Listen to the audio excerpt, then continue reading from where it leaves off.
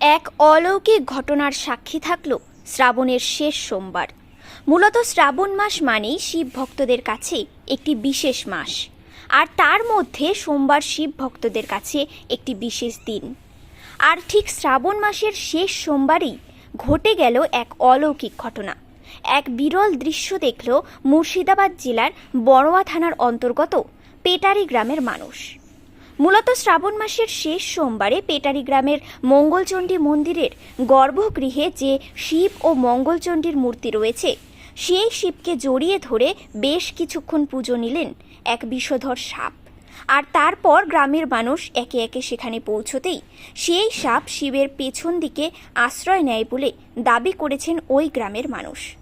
তবে 100 বছরের এই প্রাচীন মঙ্গলচণ্ডী মন্দিরে এই বিরল দৃশ্য দেখতে ভিড় জমিয়েছিল বিভিন্ন এলাকার মানুষ। ওই মন্দিরের পুরোহিত পার্থ চট্টোপাধ্যায় মন্দিরে পুজো দিতে এসে দেখেন দেবাদিদেব মহাদেব শিবকে এক বিষধর সাপ জড়িয়ে ধরে ফনা তুলে বসে আছে। আর সেই খবর জানাজানি হতে ঘটনাস্থলে একে একে ভিড় জমায় বিভিন্ন এলাকার মানুষ। তবে সেখানে দর্শনার্থীরা পৌঁছতেই সেই বিষধর সাপ আশ্রয় নেয় মহাদেবের মূর্তির পেছনে। তবে এই ঘটনাটি কতটা অলৌকিক বা কতটা যুক্তিযুক্ত, সেটা দর্শকদের নিজ নিজ ভাব প্রকাশের উপর নির্ভর করবে। Bureau report, news prime Times. আমি পার্থ চ্যাটার্জি, শ্রী শ্রী মঙ্গলচণ্ডী মাতার সেবায়িত আমার গ্রামের সর্বজনীন মন্দির।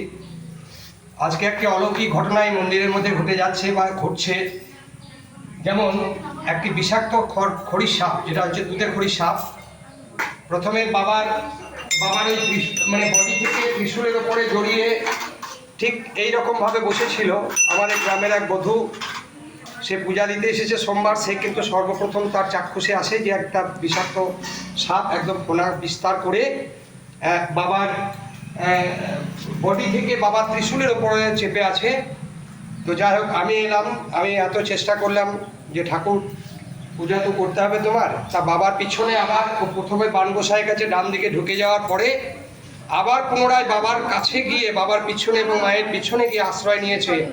তাই সবাই আমার পেটারি চণ্ডী দেবীর নামে, মঙ্গল চণ্ডীর নামে সবাই বলুন হর হর মহাদেব, জয় মা চণ্ডী কি, জয় মা মনসা কি, জয় মা মনসা কি।